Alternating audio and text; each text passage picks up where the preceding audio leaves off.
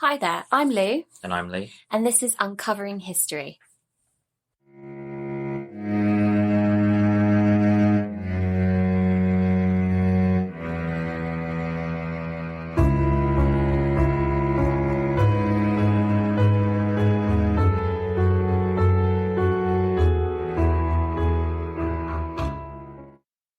Hello everyone and welcome back to Uncovering History's 10th episode.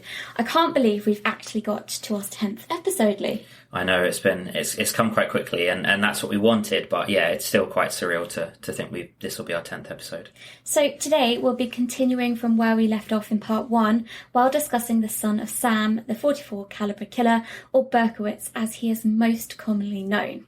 So we left part 1 with the discovery and receival of second letter which has been sent to the Daily News columnist Jimmy Breslin.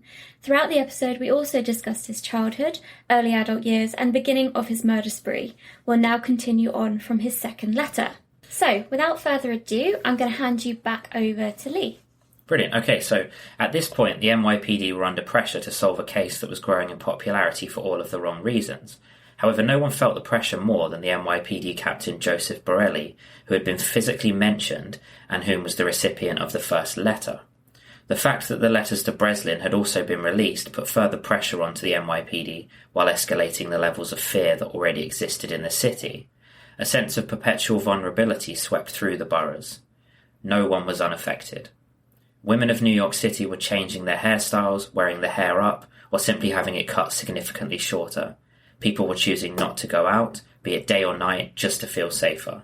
The levels of fear were palpable. So why were the women changing their hairstyles?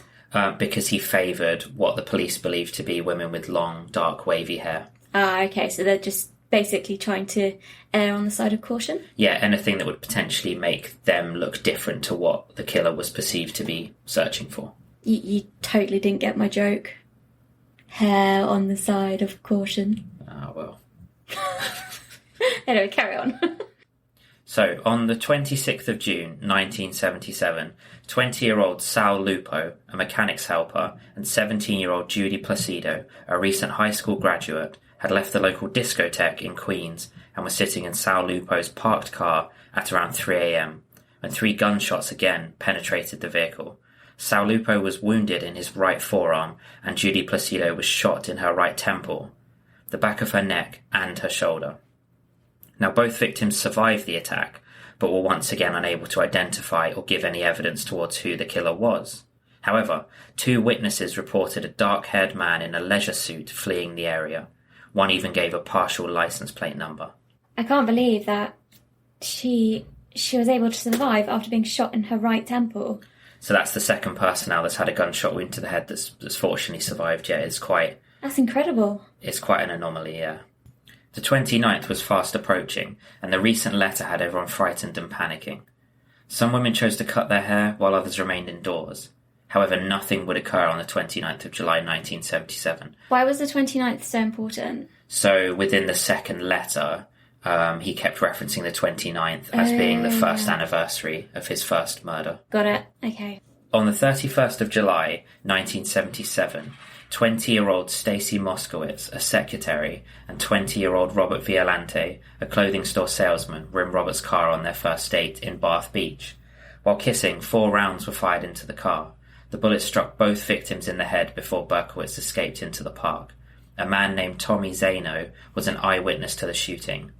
As a result, Robert Violante lost his left eye. However, sadly, Stacy Moskowitz, the only blonde victim of Berkowitz, died from her injuries. That's really, really horrible. They're on their first date. Yeah, I know, and it goes back to that whole lover's lane. He was prying on people who were perceived to be in a comfort zone. Yeah.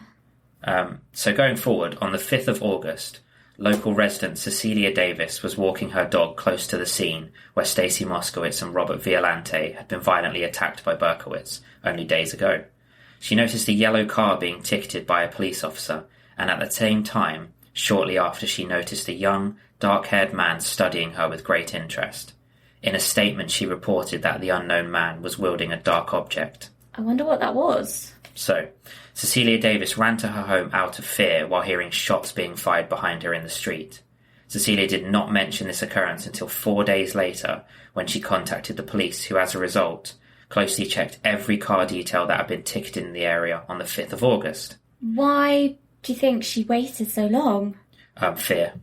Just trying to process what had happened. And I guess. The first thing I would do, if I saw some dodgy bloke looking at me, right, and then he had some sort of object, and then you start running away and all you can hear is gunshots, pretty much the first thing I would do was contact the police. True. I guess, though, once she kept running and once she got home, shock maybe set in. I guess, yeah. Yeah. So within the list sat a 1970 yellow Ford Galaxy belonging to Berkowitz. And on the 9th of August, the NYPD detective James Justice got in contact with Yonkers police to request an interview with Berkowitz. That is a fantastic police officer's name. Yep. James Justice. Absolutely. And at this point, the Yonkers police already had suspicions about Berkowitz following other strange crimes in Yonkers that had been referred to in one of the Son of Sam's letters previously received and released to the public. The Yonkers investigators even noted that Berkowitz may in fact be the son of Sam. Now, it is at this point in the story where we move on to his arrest. The next day, on the 10th of August, the police investigated Berkowitz's car that was parked outside his apartment at 35 Pine Street in Yonkers. They immediately saw a gun in the back seat, and upon searching his car found a bag full of ammunition, maps of crime scenes, and a threatening letter addressed to Inspector Timothy Dowd of the Omega Task Force. They must have felt like they'd just hit the jackpot with that find. Absolutely, but there is one part to this scene that's a bit controversial, and that is owning a gun in the US at that time was legal, so they didn't have a warrant to break into the car. So there's some controversy surrounding that. But there were also subsequent letters found which were aimed at one of Berkowitz's neighbours, Craig Glassman. They contained comments such as, "I have chosen to die. I am Satan's child and now he wants you by his side. We will kill you. We will murder you." He closed the letter with, "Die, Craig, die." Well, clearly this is, evidence of premeditated murder towards Craig Glassman if he was able to actually, kill him. Yeah, and one point I will add as well is these letters aren't as readily available online, so I can't comment on areas such as the penmanship or the calligraphy of the letters as to whether they match the first letter or the second letter more, or if they were completely different. Because again, there was that discrepancy between the first letter and the second letter, wasn't there? Between the handwriting and the style. Yeah, the second letter was far more articulate and structured, whereas the first letter just seemed to be something that was penned in anger. Like a rambling precisely. sort of mess. So, the police began a surveillance operation waiting for Berkowitz to leave his apartment, rather than risking a potentially violent encounter in a place that Berkowitz was comfortable. This way, they could also wait to obtain a warrant to search his apartment. When Berkowitz left his apartment at 10 p.m, the warrant had yet to be received. However, upon Berkowitz entering his car, Detective John Falatico approached the driver's side while Detective Sergeant William Gardella pointed his gun from the passenger's side. A paper bag containing a .44 caliber Bulldog revolver was also identified next to Berkowitz. Now after this, a shocking and very calm conversation then took place. "Well, you got me," said Berkowitz. "Now that I've got you," Detective Falatico said to the suspect, "who have I got?" He responded with, "You know." The man said in what the detective remembered was a soft voice. "No, I don't. You tell me," the detective responded. The man turned his head and said, "I'm Sam." The detective responded saying, "You're Sam? Sam who?" And Berkowitz finally responded, "Sam, David Berkowitz." Do you think the cop actually knew that it was that Sam, or do you think he was just trying to get him to confess who he was? Yeah, so at that point they were confident that this was Sam's car, or this was what they perceived to be Son of Sam / David Berkowitz's car, and they were confident that this was the person they were looking for. So I think he was getting him to physically say, "I'm Sam, I'm David Berkowitz," admitting. To build up more evidence. Exactly, yeah, to build up physical evidence. So this was certainly not what the detectives expected upon arresting such a violent and aggressive murderer that had shocked the streets of New York. I guess not, because he's got a really soft voice and... he's calm, and he's like, "Well, you got me," as if like the game is up, but really to them it's not a game.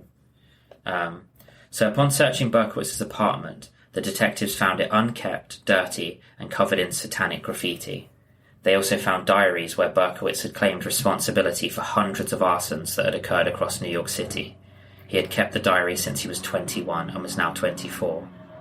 Now, after his arrest, the address was changed from 35 Pine Street to 42 Pine Street in an attempt to hide its newfound notoriety. And at 1 a.m., after Mayor Abraham Beebe experienced a wordless encounter with Berkowitz, he announced officially to the media that the people of the city of New York can rest easy because of the fact that the police have captured a man whom they believe to be the son of Sam. A sigh of relief reverberated across the United States, especially for those who had been confined to their homes out of fear that they could become his next victim. I guess, yeah, I could really understand why there would be a sigh of relief, especially for the women who were, obviously trying to do everything they can to not sort of fall into that sort of stereotype of the victim, I guess. Yeah, because at this point, people weren't going out at night, they weren't going to the movies, they weren't going to dances, they weren't going on drives or... Bit like lockdown then. Yeah, it would have been a weird sort of similarity, yeah. So, on August the 11th, Berkowitz was interrogated where he quickly and freely confessed to the shootings and expressed his great interest in pleading guilty.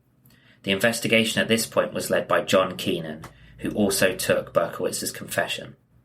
Now, during questioning, Berkowitz claimed that his neighbour's dog was one of the reasons why he killed. He claimed in documented confessions that the dog demanded the blood of pretty young girls. He also said that Sam was his old neighbour, Sam Carr.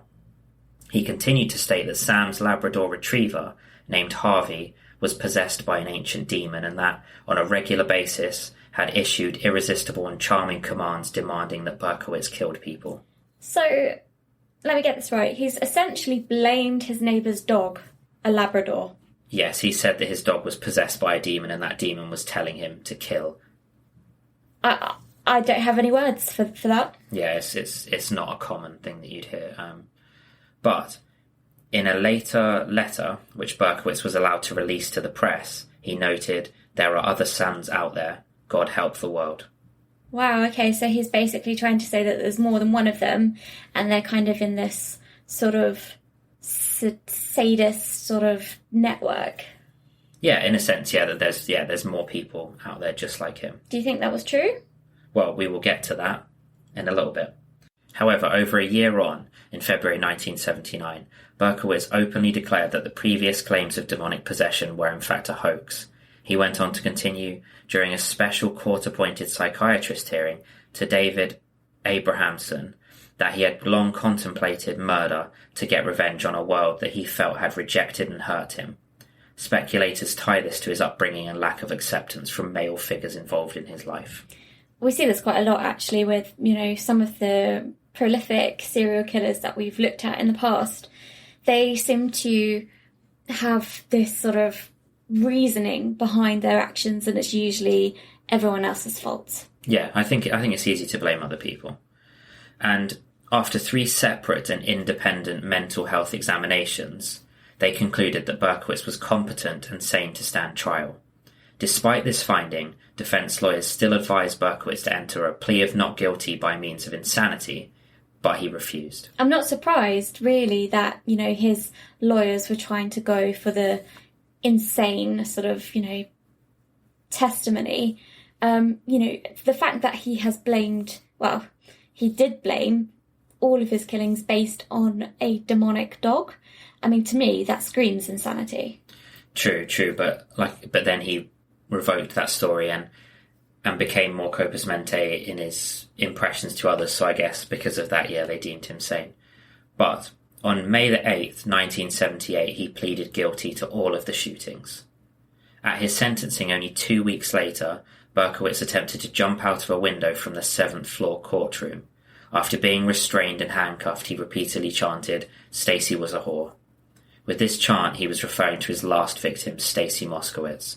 He continued to chant, "I'd kill her again. I'd kill them all again." See, to me, this screams a mental instability. True, but someone sane would also do that to Trick. I guess. So it's very difficult to sort of process what is acting and what is real. Real, exactly. So as a result of this, another psychiatric examination was conducted where he was once again determined competent to stand trial.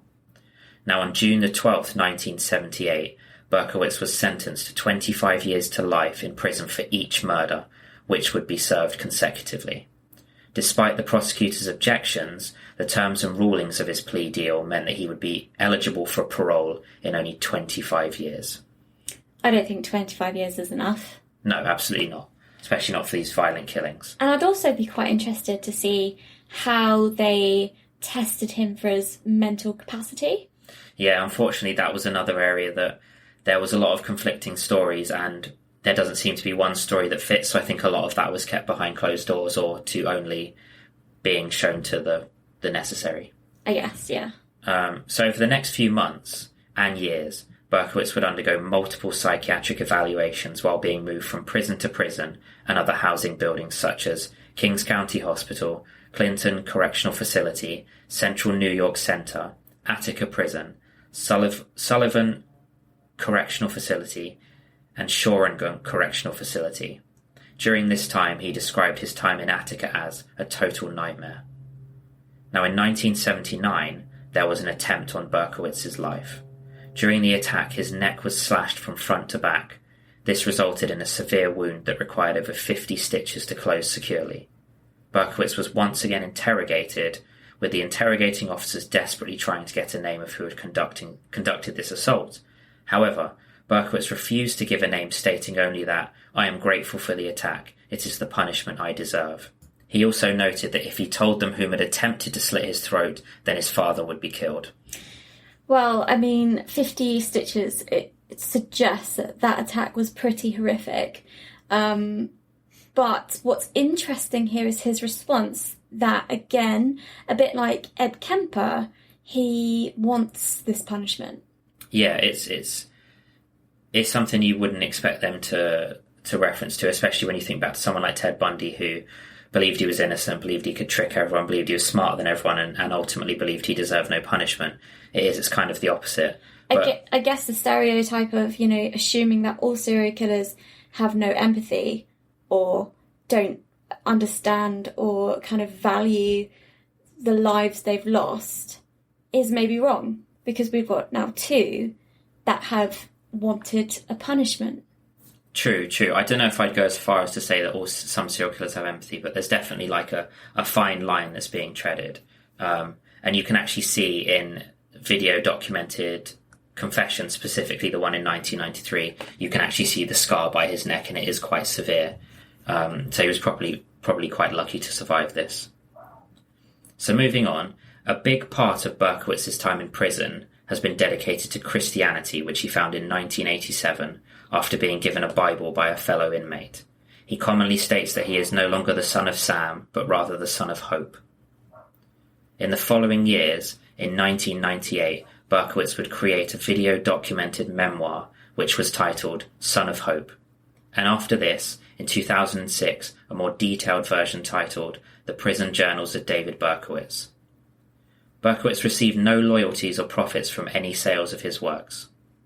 And alongside this, he continued to write essays on faith and repentance for Christian websites, of which was maintained by the church due to Berkowitz having no access to a computer. So I guess the church are actually publishing his documents. Yes, on their website, yeah. Not sure how I feel about that.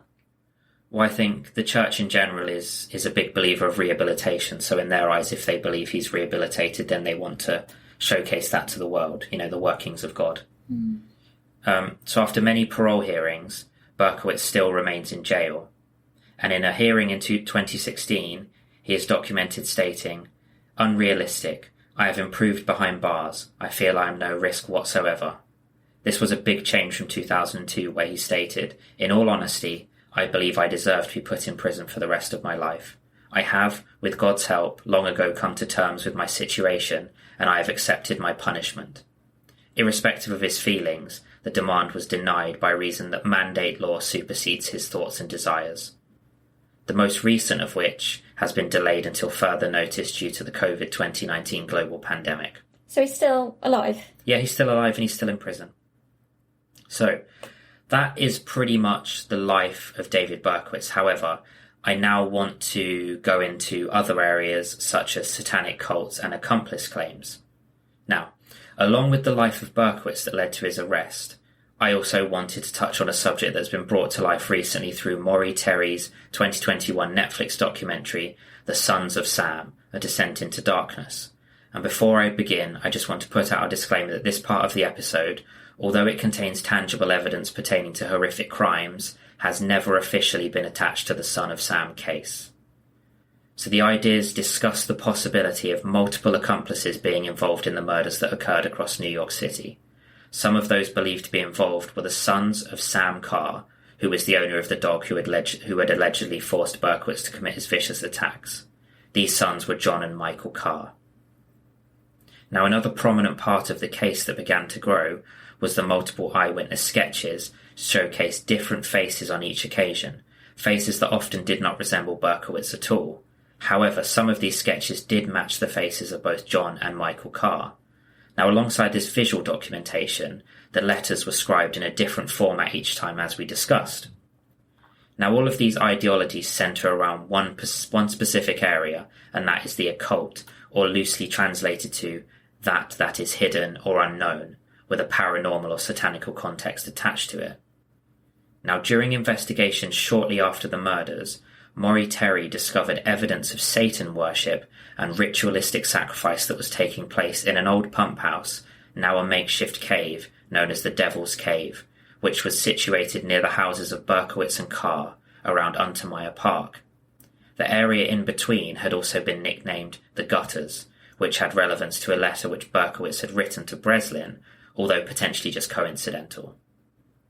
Now, along with this, some of the paintings and designs noted within the cave, often drawn with blood from ritualistic sacrifices, were not dissimilar to the graffiti found scribed across Berkowitz's walls in his apartment.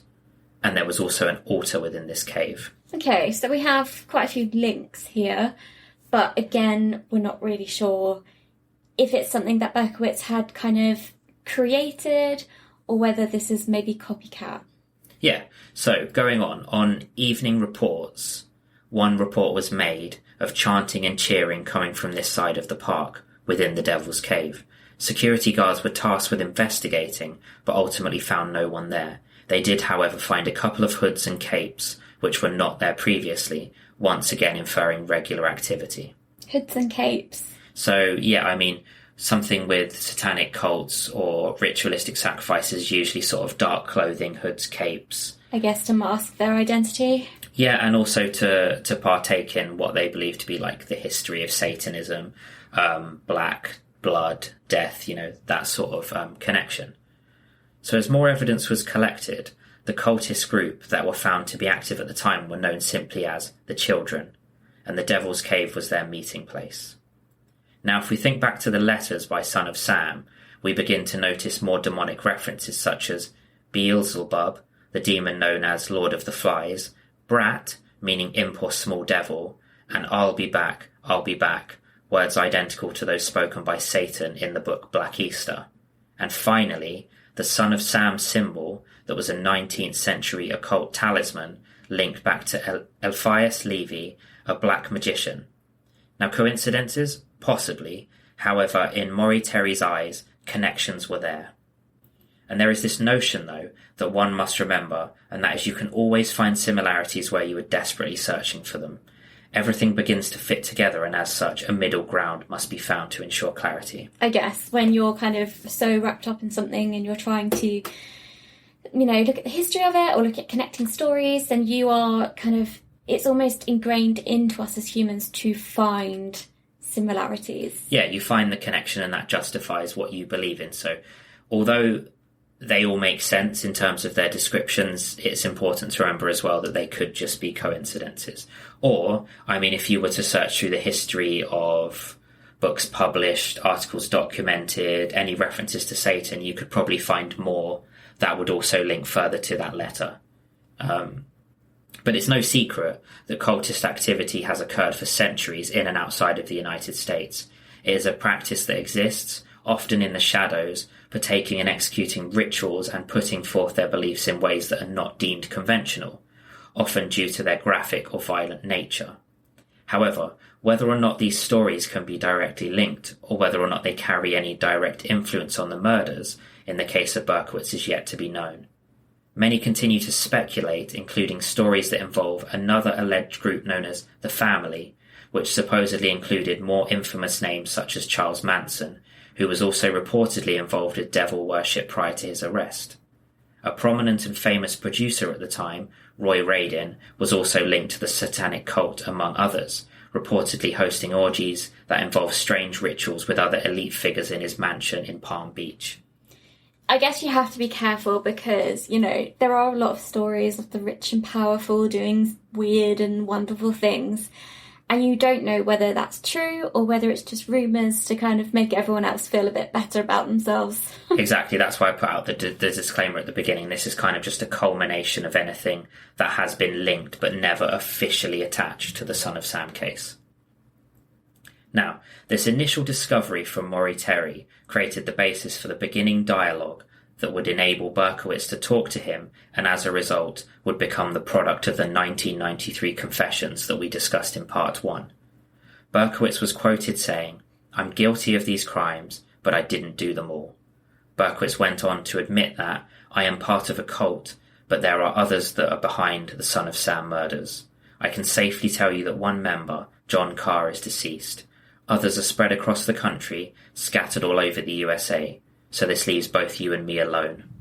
I guess so he's trying to drop John Carr in, the neighbour's son, is that right? Yeah, so that was the son of the owner of the dog. However, the 1993 reference that we're talking to now was the first time that Berkowitz publicly spoke to anyone. So Morrie Terry was working behind the scenes for over a decade before he got Berkowitz to agree to talk to him. And this was something that had never happened. Every press association, every journalist had tried but had failed. So this was quite a big moment for Morrie Terry. Now, Berkowitz signed off the letter that he had sent to Morrie Terry by stating, "Morrie, the public will never truly believe you, no matter how well your evidence is presented." In later recordings, some shown within the Netflix documentary, Morrie took this as cautionary advice with the knowledge that he should tread carefully. Now, these are only but a few examples of evidence that has been collated and deciphered over the years, bringing potential new links to the cultist side of what Berkowitz was allegedly involved in. Initially, the police did not want to discuss or listen to the theories that were being culminated. However, over time, a district attorney, Santucci, took note and reopened the case as a result. This gave Morrie Terry the motivation that he needed to continue his search and investigation. This search spanned over decades, with the goal of tying loose ends up together, namely the connections between Berkowitz, the Carr brothers, who were John and Michael, and alleged satanic involvement.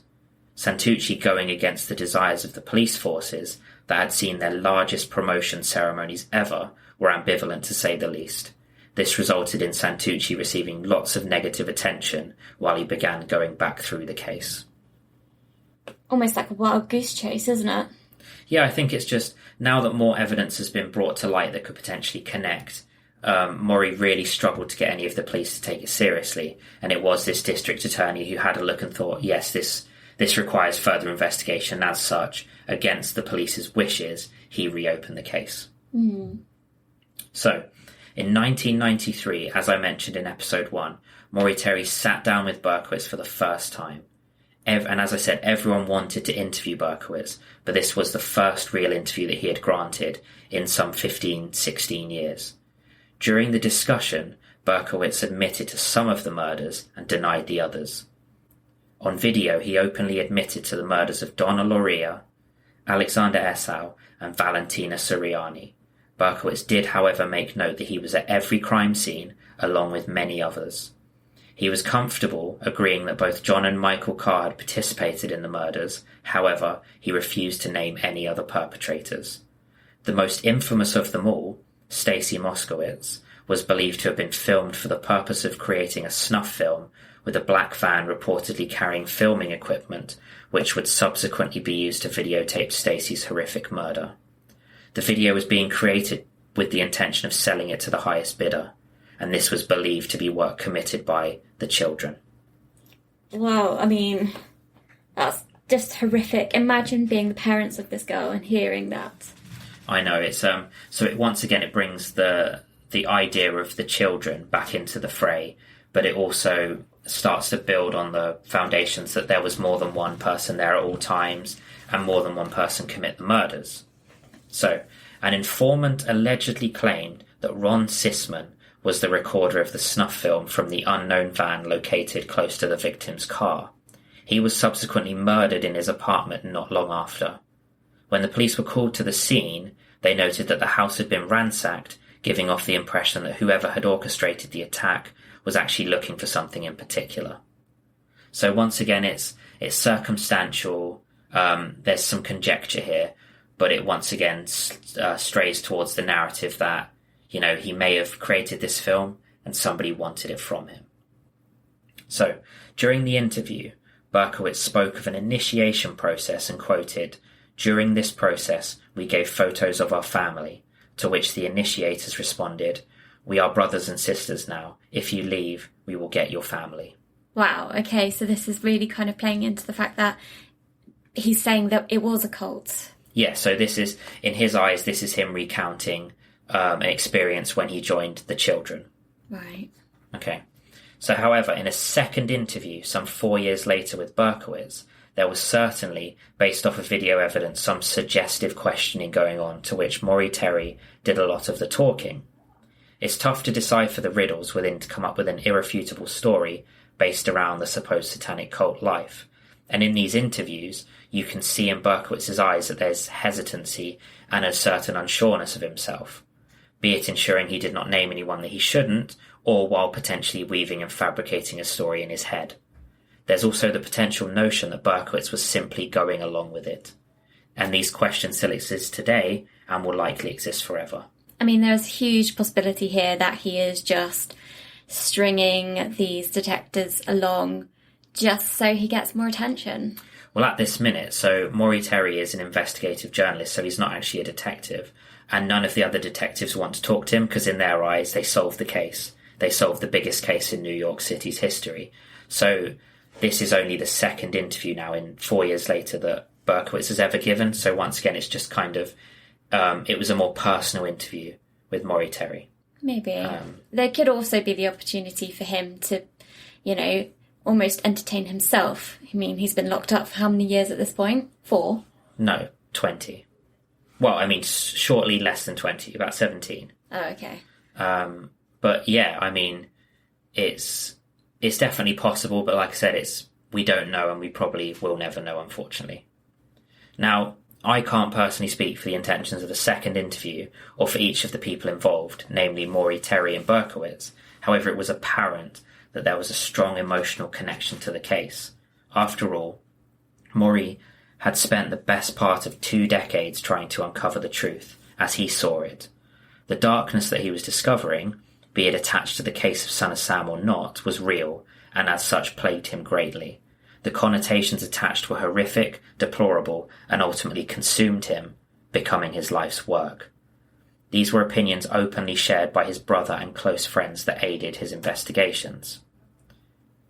Morrie Terry would continue to seek closure up until his last moments in life. He passed away on the 10th of December 2015. His story and goal lives on through other researchers trying to find the missing pieces. They are known today as the Pine Street Irregulars. But as I mentioned, though, this would only be touched upon briefly, as this could easily be extrapolated into another episode by itself. My main focus here was to simply highlight the connections and additional investigations that had occurred after Berkowitz's arrest on the 10th of August 1977. This is an area that I'm definitely interested in and will potentially revisit in the future, because the scope of which and decades of investigations spans much farther than what I have discussed here today. Well, with something like this, you could spend hours and hours looking down all of these rabbit holes because, when you've got one person who's, I guess, confessing different crimes and there's not really that much evidence, it would be easy to kind of get lost in that sort of maze. Yeah, absolutely. I mean, the rabbit holes for the cultist activity are endless. And as I said, although these haven't actually been attached to the Son of Sam, they are official and they are documented in the eyes of the law. So these horrific occurrences did happen and they are real. It's just a case of not being able to pin them directly to David Berkowitz or the children or son of Sam. Okay, well, thank you so much. Yeah, and as such, that brings us to the end of David Berkowitz's life as the son of Sam, or the 44 caliber killer. And as always, this is a condensed version of the events that occurred. I've tried to ensure I include the most important aspects of my research to paint a complete picture of his life and the tragic events that unfolded. Now, this case truly is a cacophony of sadness meandering through tunnels of the unknown, shrouded in the glove of mystery that we may never be able to truly unveil. And we've discussed his life, his murder spree, and the speculative theories that lead down a much darker path. It's difficult to say that there is potentially a darker side than what we have discussed, but unfortunately that could well be the case. Now, there are a plethora of unanswered questions and ambiguous recordings that exist, each posing more questions in themselves. The truth is that we may never know if David Berkowitz did in fact act alongside others. The sketches, the letters, and other associated evidence brings in perspective, but it is only a perspective and as such cannot be deemed irrefutable. Now, in my mind, I'm unable to make a clear decision. However, the coincidences continue to mount up, and as such, the references that Berkowitz makes to his own involvement in the cultist activity are feasible to say the least. However, one area I do believe is that you can never take everything a serial killer says as the cold, hard truth. I believe that. Some of these people will say anything. Absolutely, there is lots of evidence in history that serial killers have strung detectives along for decades just for the fun of it. Just for the fun of it, just to get perks, and just have people listen to them. But to this day, Berkowitz remains a great topic of interest, specifically the associations of alleged cultist links. Now, Berkowitz is currently aged 68 and will likely remain in prison until the day he dies. Again, well done, Lee. I know that, researching specific people can be quite difficult when there's lots of waffle out there on the internet. So, you've given us a really condensed version of the events surrounding Berkowitz. Yeah, it can be really difficult, especially to figure out what's consistent. So just taking the first website or the first book or the first article that you read often isn't enough. You need to dig in a little bit further to make sure it's consistent throughout. Okay, so who are we going to be looking at next episode? Okay, so for episode 11, we're going to be looking at another prolific serial killer named Jeffrey Dahmer. Now, I assume everyone's heard of him. He was someone who struck fear and terror into the hearts of the United States. And as such, we're going to be digging into his life and his unfortunate crimes that followed. Okay, well, thank you again. And don't forget, if you want to get in contact with us, please check out our Instagram at Uncovering History Podcast. And also, we have our website, which is uncoveringhistory.co.uk. And if you'd like to send us an email or make some comments, you can send us one to uncoveringhistorypodcast@gmail.com. Well, thank you so much, guys, and we'll see you next time. See you later. Yeah, thanks a lot, guys.